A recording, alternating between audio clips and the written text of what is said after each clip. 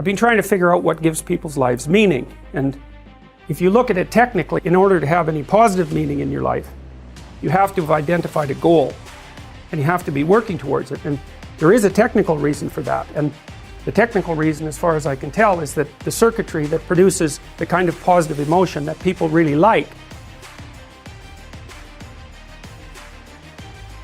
is only activated when you're proceeding towards a goal that you value. And so that means that if you don't have a goal that you value, you can't have any positive emotion. So technically that's the incentive reward system, and the underlying circuitry is dopaminergic, and when that circuitry is activated, then it's part of the exploratory circuit. It gives you the sense of being actively engaged in something worthwhile.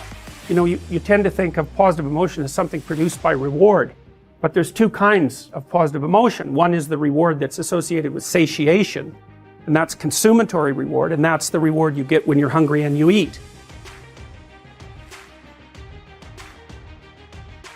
But the thing about eating when you're hungry is that it destroys the framework within which you were operating. And it's time to eat. Well, you eat, and then that framework's no longer relevant. So the consummatory reward eliminates the value framework.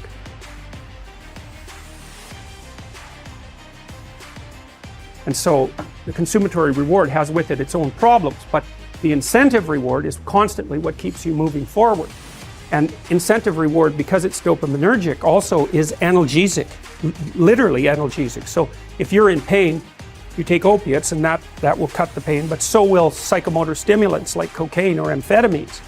And so it's literally the case that if you're engaged in something that's engaging and you're working towards a goal, that you're going to feel less pain. And you can see this happening with athletes who, you know, they'll break their thumb or something, or maybe sometimes even their ankle, and they'll keep playing the game.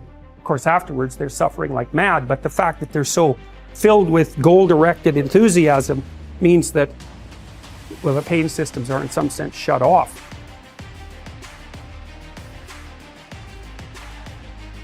So that's an interesting thing, because what it suggests, I mean, then you could imagine, I might say, well, how happy are you that you've made a certain amount of progress? And if you think about it, what you'd say is, well, it depends on how much progress and in relationship to what.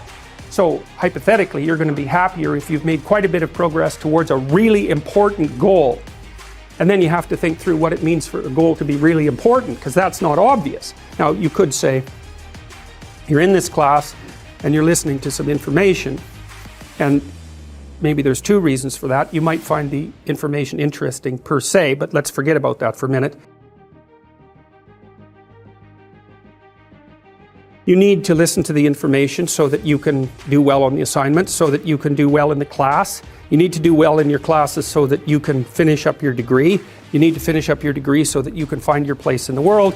You need to do that so that you're financially stable and maybe you can start a family and have a life, and that's all part of being a good person, something like that. And so that's a hierarchy of goals, and you might say that being a good person would be the thing, however vaguely thought through, that's at the top of that hierarchy. And then when you're doing things that serve that ultimate purpose, then you're going to find those more meaningful, and that meaning is actually produced as a consequence of the engagement of this exploratory circuit that's nested right down in your hypothalamus. It's really, really old. It's as old as thirst, and it's as old as hunger. It's really an old system. And so you want to have that thing activated. It might be that the sense of meaning that life can provide to you is proportionate to the amount of responsibility you decide to take on. And that'd be very strange if it was the case, you know, because responsibility, of course, is a kind of weight, obviously, and it's difficult to take on responsibility. But if any positive emotion that you feel, and your control of anxiety, and the control over pain is dependent on the activation of these systems that watch you move towards a desired goal, then the more complete and weighty the goal is, the more kick there's going to be in the observation that you're moving towards it. And you know, you kind of already know this, because you'll have observed in your own life that when you're engaged in something that you believe in, that the time passes properly. You know, you can see this even if maybe you're reading a paper and it's actually related in some intelligible manner to something that you want to learn. So even though it's difficult, you get engaged in it. You can remember it better, you can process it better, and you're not so likely to fall asleep, and you're not so likely to want to find distractions. All of that, you can get into it. And it would be very interesting if that was proportionate to the degree of responsibility that you're willing to shoulder. And I think you can make a strong case for that. I've also often wondered, imagine you could offer people a choice. Here's the choice. You could say, well,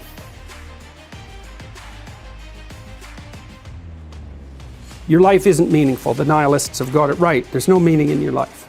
And because of that, there's no reason for you to accept any responsibility. So you can live a responsibility-free life, and maybe one of impulsive pleasure-seeking, but a responsibility-free life. But the price you pay is that it doesn't get to be meaningful. Or you could say to someone, no, we're going to do the opposite. We're going to say, you can live a meaningful life, but it's only going to be as meaningful as the amount of responsibility that you're willing to bear. And then you might say, well, what would people choose? Because everybody also always makes noises about wanting to have a meaningful life. But if the price you pay for that is the adoption of responsibility, then it's not so obvious that people would choose meaning over, over pointless pursuits, if the benefit they got for choosing the pointless pursuits was that they really didn't have to care about anything they ever did, right? It's no responsibility. When you go from a bad place to a better place, you go to a worse place first. It's a great thing to know, because it also tells you why you might be unwilling to take the next step. You're aiming up, but in order to aim up, you have to let go of something you already have.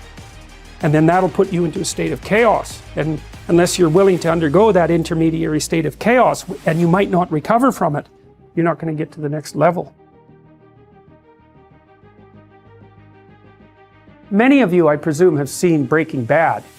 You have this ordinary high school teacher who really thinks that he's an axe, and his family as well. Like your typical persona, roughly speaking. He's just a normal guy.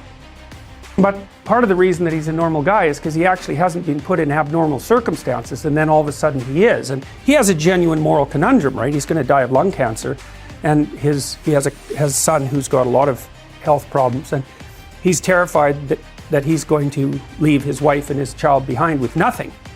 And so he decides to do something that temporarily that he regards as what they would normally regard as reprehensible. And of course, he just gets tangled up in that. But then as the story unfolds, you see that it's more complicated, because it's not that he was just innocent, good guy and he decided to turn bad. He's also very resentful and angry. And it's partly because he's a bit of a pushover at the beginning, or maybe more than a bit of a pushover. And also that he didn't really fulfill his own potential, and that, he had friends who walked down the entrepreneurial path